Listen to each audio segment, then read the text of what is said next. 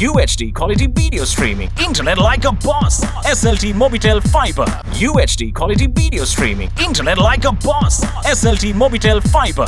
Now Domex. Fellam sa visavija අවම කර දින 3ක් දක්වා ටොයිලට් එක ෆ්‍රෙෂ්ව තමයි. Domex.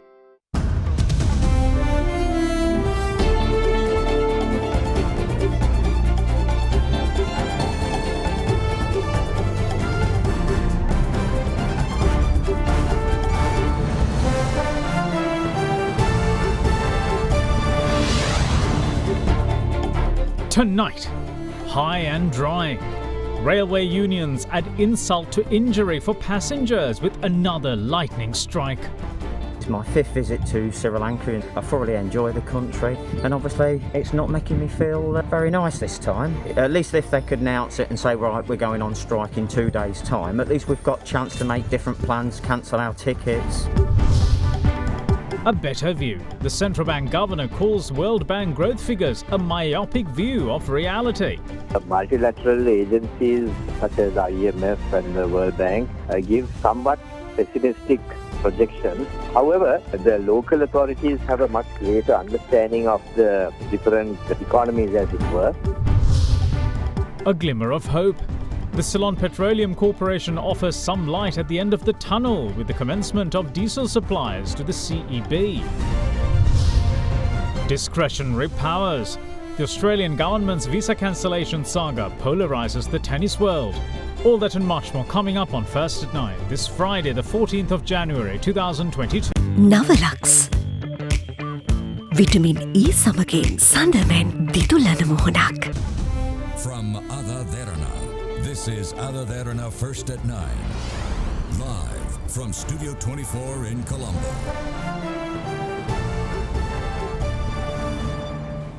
Good evening, welcome to First at 9. I'm Dhammika Ekanaika. Now then, devotees world over celebrated the start of the Hindu harvest festival Thai Pongal today. Now, in his message to mark the occasion, President Gotabaya Rajapaksa called on everyone to move towards prosperity by adhering to a lifestyle that is in harmony with nature based on green agriculture.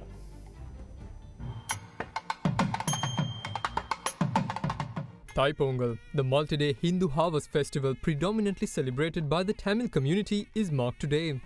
The festival celebrates the start of Thai, the 10th month in the Tamil calendar, for 3 days. The word Pongal means to boil or overflow. The Hindu community dedicates the festival to thank the Hindu sun god for agricultural abundance. The festival was worked off with exuberance by the Tamil community across the island today.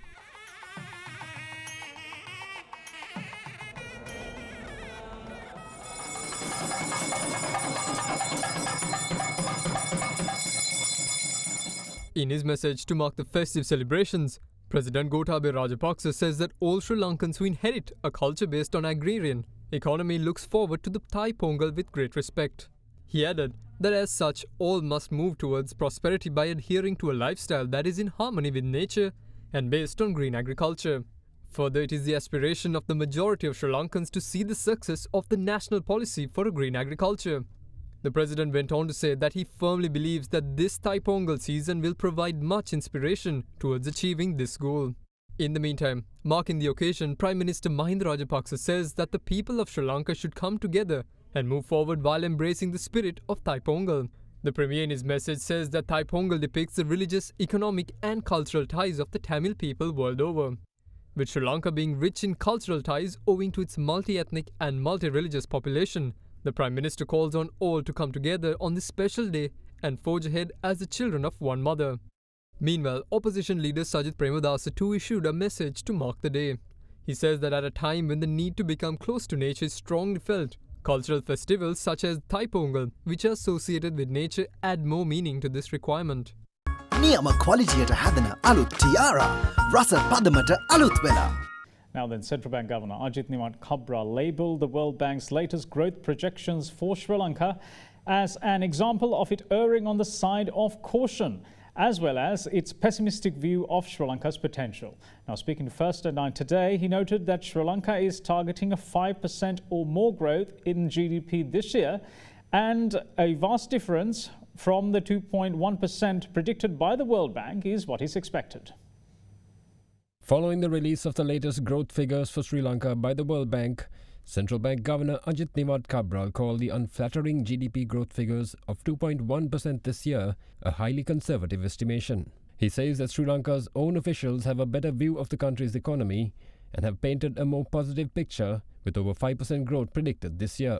Multilateral agencies such as IMF and the World Bank give somewhat pessimistic projections, mainly because they want to be erring on the side of caution, and also when they rebase their numbers, they are generally cautious about giving a figure which could not be achieved. However, the local authorities have a much greater understanding of the different economies, as it were, and in Sri Lanka, we believe that we would be able to have a growth of around 5+ in the year 2022. We will probably have a growth of around 4+ in the year 2021. And on that somewhat low base, we would be able to have a good year if we have some of these frameworks for tourism as well as remittances fixed very well. So that's why I think we are working hard on the tourism numbers. We are also working on ensuring that the remittances also will hold so that the monies will flow into the country, and that would also spur additional growth. And we believe that the infrastructure projects that are currently in place would also provide a fairly high growth momentum, which would mean that Sri Lanka could be pushing itself towards the 5% or 5% plus mark in the year 2022. In addition, the central bank governor also addressed recent hints of new loans that are to be sought by the government, saying that there are many under discussion and they will bear fruit in time. As we have also mentioned at various intervals, we are in discussion with several authorities in relation to several loans. You see some of those bearing fruition at different times. We had been talking about the Chinese swap arrangement, which has now been made a reality. We spoke about the Indian swap arrangement, which has also now come in. We're speaking about several other arrangements, which will also materialize in due course. As you know, we need to be patiently negotiating these different loan agreements as well as the different arrangements with regard to different funding lines, and those will be announced as and when those materialize. But you can take it that the total numbers that we have spoken of are all being pursued simultaneously, and as and when those are realized, we will be making the necessary announcements. Following yesterday's strike by station masters, passengers had barely recovered when they were hit with another this afternoon. Now, the trains en route were stopped mid-track on some lines after the Station Masters Union closed up shop. Disgruntled locals and foreign passengers were seen having to disembark and find alternative means of transport. These were the scenes yesterday during what was supposed to be rush hour at Sri Lanka's railway stations. In a sudden move, station masters across the country launched a 24-hour strike on the orders of the Sri Lanka Railway Station Masters Union. With only 80 of its trains operating yesterday and 200 others cancelled, it was pure pandemonium at two of the country's busiest railway stations, Colombo Fort and Maradana. With more than 350,000 passengers travelling by train every single day in Sri Lanka, it was thus understandable for frustrations and tempers to be high, with incidents of scuffles reported at some stations. With passengers left without trains along their routes home, massive overcrowding on the only trains available, and zero focus on health and safety regulations, you could say the situation was not ideal for a country just dragging itself out of a devastating pandemic. However, the Railway Station Masters Union says that the strike was not for the benefit of railway staff or for labour issues, but for the passengers themselves. Their demand yesterday was for the resumption of long-distance train routes with immediate effect, routes that the Railway Administration says it can't restart right now due to a shortage of engine drivers and guards. However, this morning all seemed to be back to normal as railway passengers welcomed the familiar sight of their trains after the strike was called off. However, at around 12:30 p.m. today, thousands of passengers were in for a rude surprise when halfway through their journeys, the trains simply stopped, some just within sight of their next stop. This was the case with train number 8349 along the coastal line to Rambukkana. Just 100 meters away from the Wadua railway station, passengers were informed by staff that trains had been ordered to stop running due to another strike ordered by station masters. This time the reason being the suspension of the deputy chairman of the Sri Lanka Railway Station Masters Union by the Railway Administration. Thousands of passengers were left with no option than to disembark and continue on foot to the nearest bus station. This included tourists heading to Colombo for their flights home, not a very great last memory of sunny Sri Lanka. It's not helpful. I've come here just basically to ride about on trains and go to Jaffna, not been able to get. I've not been able to get to Gull today, so I'm now returning. Hopefully things will improve. I need to sort this out, the government. It has been very frustrating. I've had to have taxis, which has been more expense, which really I can't afford. But I'm here on holiday. This is my 5th visit to Sri Lanka in the last 6 years. I thoroughly enjoy the country, and obviously it's not making me feel very nice this time. At least if they could announce it and say, right, we're going on strike in 2 days' time, at least we've got a chance to make different plans, cancel our tickets, make other arrangements. This sense of frustration seems to have hit a nerve with Sri Lankan passengers as well, who seem to have had enough. For a populace long averse to the thought of privatizing any state-owned enterprise, today even they have to grudgingly admit that the writing is definitely on the wall for the Railways Department. With over $1.3 billion in losses recorded in the 10 years from 2010 to 2020 alone, the sheer scale of the economic loss to the country is staggering, and public opinion on the sensitive privatization subject seems to be on the change. මේක කරන්න බෑනේ මේක පෞද්ගලික කරන්න ඕන. මේ මාසෙ කීපාරක් කරා මේක පෞද්ගලික අන්තර දෙන්න ඕන. මේගොල්ලෝ මේ හිටපු ගමන් ආයි කෝච්චි නෑ කියනවා ඉරෑ. මේවා සීසන් එක කරගෙන යන්නේ මේ. මේවා මොනවා හරි ප්‍රයිවට් එකක් කරන්න ඕන නැතුව කොහොමද දියුණු වෙන්නේ නේද? මේක පෞද්ගලිකකරණය කළ යුතුයි. ආදායම බිලියන 2යි පාඩුව බිලියන 10යි. වැඩක් නැහැ එහෙම ආයතන පවත්වාගෙන ගිහිල්ලා. මේ මොකක් හරි වැඩ පිළිවෙලකට යන්න ඕනේ නැතුව හැමදාම මේ විදිහට කරන්න බෑනේ. දින් දිගට එහෙන් කියනවා දිගින් දිගට පාඩුයි කියලා. මෙහෙන් මිනිස්සු මෙහෙන් රස්තියාද වෙනවා. දෙකම වෙන්නේ නැහනේ. ලංකාවේ රටකට හොඳ සර්විස් එකක් ගන්න නම් පෞද්ගලිකකරණය කරන එක තමයි හොඳ. However, despite these calls, it is a road that is long, fraught with political complications and too sensitive for any administration to attempt short-term solutions. That's because there is simply no short-term fix for the long-term problems of the Railways Department, namely a 150-year-old culture of institutional lethargy, entitlement and waste. Now, the Ministry of Power says that some areas in the country will experience power cuts tonight. And it was the same scenario yesterday, as there were power cuts in some areas purely because the Kalanithissa power plant ran out of diesel. Now, the Ceylon Petroleum Corporation, however, has agreed to provide the Ceylon Electricity Board 1,500 metric tons of diesel daily until next Tuesday. One of the 300 megawatt generators at the Norachole power plant is still not up and running, and that deficit of 300 megawatts was covered by the Kalanithissa diesel power plant. But the Kalanithissa power plant ran out of diesel yesterday, leading to power disruptions. Following talks, the CPC has agreed to supply 1,500 metric tons of diesel daily to the CEB until next Tuesday. The CPC says that a last-minute request was made yesterday for fuel by the CEB, but the sudden nature of the request meant that they could not supply the necessary fuel. It is continuously highlighted that the CEB has an outstanding debt of 91 billion rupees to the CPC, and that the CEB must pay if they want fuel from the CPC. The CPC also noted that there were no plans to supply the CEB with diesel or furnace oil in the month of January. Meanwhile, Chairman of the Progressive Workers Association for Commercial Industry and Services says that one of the 3 fuel tankers which have reached the island will be unloaded today. He added that the CPC and the CEB have arrived at the understanding that CEB may purchase the entire tanker load of fuel if needed. He, however, cautioned that the resumption of the Sapugaskanda oil refineries operations is essential to supply furnace oil for power plants. The Dasa Raja Dharma, or the 10 Buddhist virtues for rulers. They often come about when there's an election around the corner. It is also talked about in Parliament.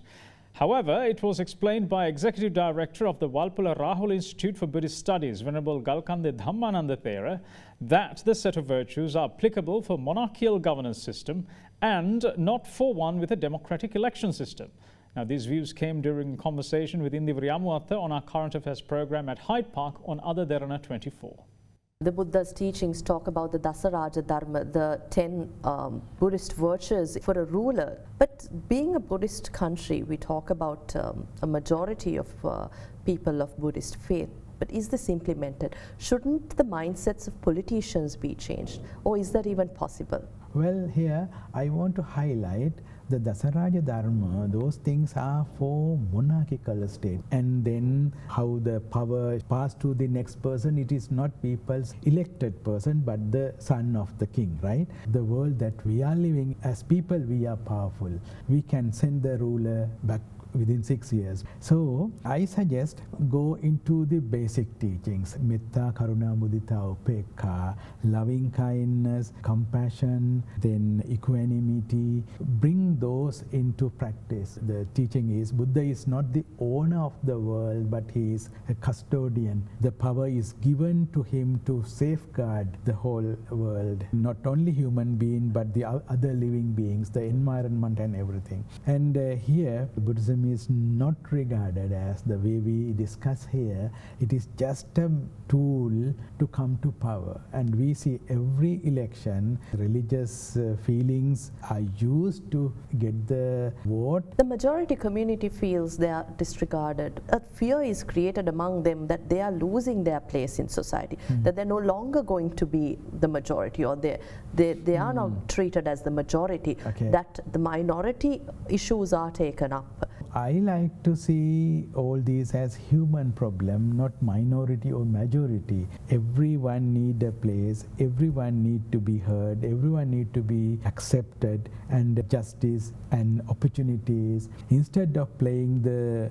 minority majority game, we as people and every child need to be educated. Every youth has the opportunity to go for a job, and how to secure that. What message do you have for the people in dealing with that stress and pressure, especially at times like these? We're faced with an economic situation that needs to be handled at home and as a country together, and also among communities.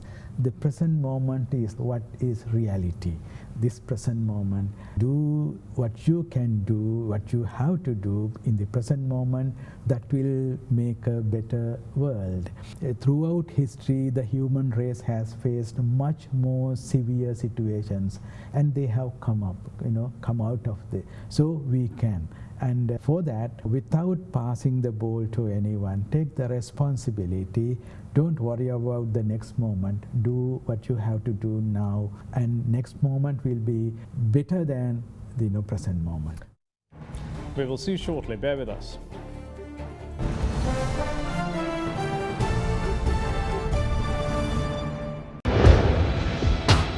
Big 3.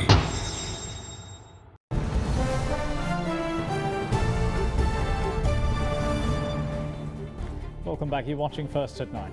Now, President Gotabaya Rajapaksa presented the epistle to newly appointed Chief Prelate of the Amarapura sect, Most Venerable Dodampahala Chandrasiri today. The ceremony of handing over the epistle to Most Venerable Dodampahala Chandrasiri, the fourth Chief Prelate of the Sri Lanka Amarapura sect, was worked off at the BMICH this afternoon. The ceremony was conducted under the patronage of President Gotabaya Rajapaksa.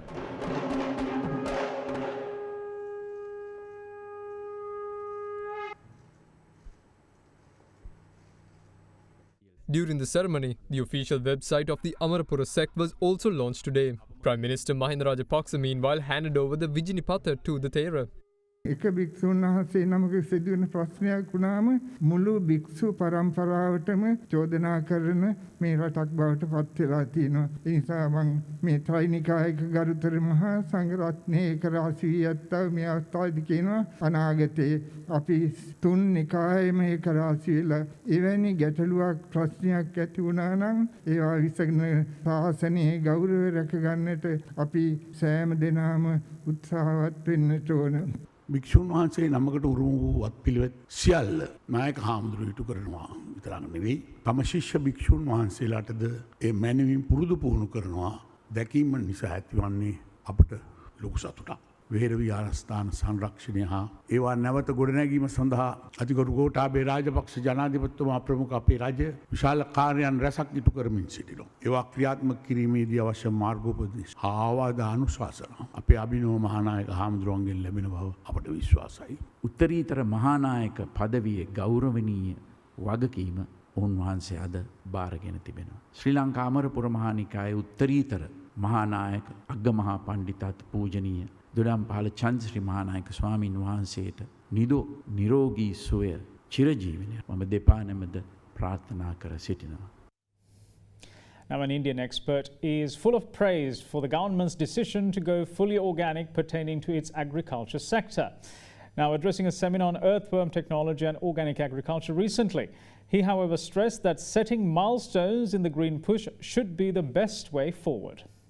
It's one of the most excellent idea by the government to think in those directions, because all the so-called sustainable development goals are based on how eco-friendly you're going to be. There has been a lot of anthropocentric living, that is human being centered living. What this green economy and green sort of an agriculture means is it has to be an eco-centric economy. That is, you take care of ecology, you take care of environment, you take care of the whole system as a holistic system, and nature will take care of you, and you can build up a sustainable green economy. So it's a beautiful thinking, and I think we should appreciate the government for having thought in those lines. And I, as a person from a neighboring country, would wish all the best to the government for this wonderful foresight. However, responding to a question raised on how this integration into organic farming can be brought about, Professor Sultan Ahmad Ismail said that milestones need to be set instead of hoping to bring about overnight change.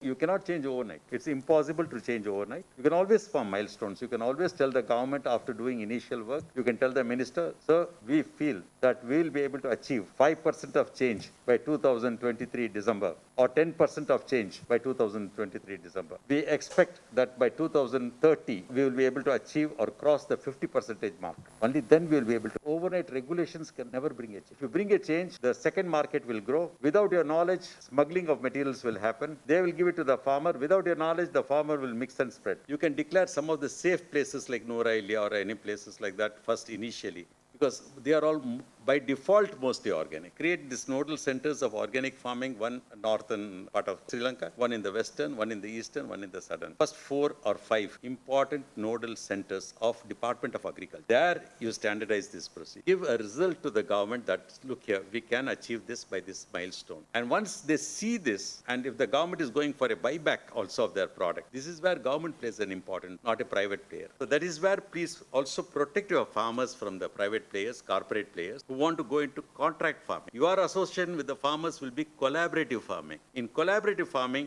you and I are equal. Now, supposing I do a project with you as a government official, I want to publish a paper. I can put your name as well as my name. Whereas if I work as a contract farming for you, then the paper which comes, you will put in your name, you will only acknowledge. So I lose my equality right. The government always tries to work in a collaborative way. Corporates almost work in a contract way. So that try to work it out. That is how this to be all. Because organic farming is not a farming, it is a way of life. Now then, the second phase of the Central Expressway from Meergama to Kurunegala is set to be ceremonially opened by President Gotabaya Rajapaksa tomorrow. Now, the 40.91 kilometre stretch is set to shorten travel time to mere 25 minutes and will only cost 250 rupees in toll charges for light vehicles. The second phase of the Central Expressway from Meergama to Kurunegala is set to be open to the public tomorrow. The distance of the second phase of the Central Expressway from Meergama to Kurunegala is 40.91 kilometres. The highway, built at the cost of 149 billion rupees, is reportedly the first highway built using local funds and designed and constructed solely using local expertise as well. The expressway is set to shorten the travel time from Meergama to Kurunegala to a mere 25 minutes. There are 5 highway exits, namely Meergama, Nakalagamuwa, Dambokka, Kurunegala and Yagapitiya. The highway toll for light vehicles will range from between 100 for a 2-exit distance and 250 for a complete trip. In the meantime, the Kadawatha to Meergama stretch is set to be completed within a 2-year period. Further, the third phase of the Central Expressway is set to be completed by 2024. We will see you once more on the other side of this break. Stay with us.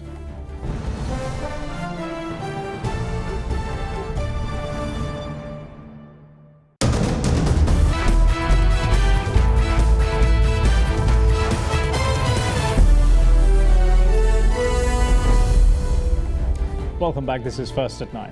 Now, the Australian government today yet again cancelled the visa of Novak Djokovic, saying that the world #1 tennis player who is unvaccinated for COVID-19 may pose a risk to their community.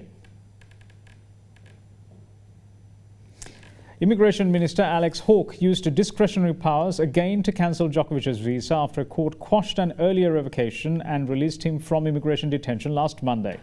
Australian Prime Minister Scott Morrison backed the move, saying that his immigration minister was protecting the results of sacrifices Australians have made during the pandemic. Meanwhile, an Australian court confirmed that it was holding a preliminary hearing tonight regarding the cancellation of Djokovic's visa for a second time. A newspaper reported that the Serbian had been summoned to appear before immigration officials tomorrow and would not be returned to detention in the meantime. The controversy has intensified a global debate over the rights of the unvaccinated and become a tricky political issue for Prime Minister Scott Morrison as he campaigns for an election due by May.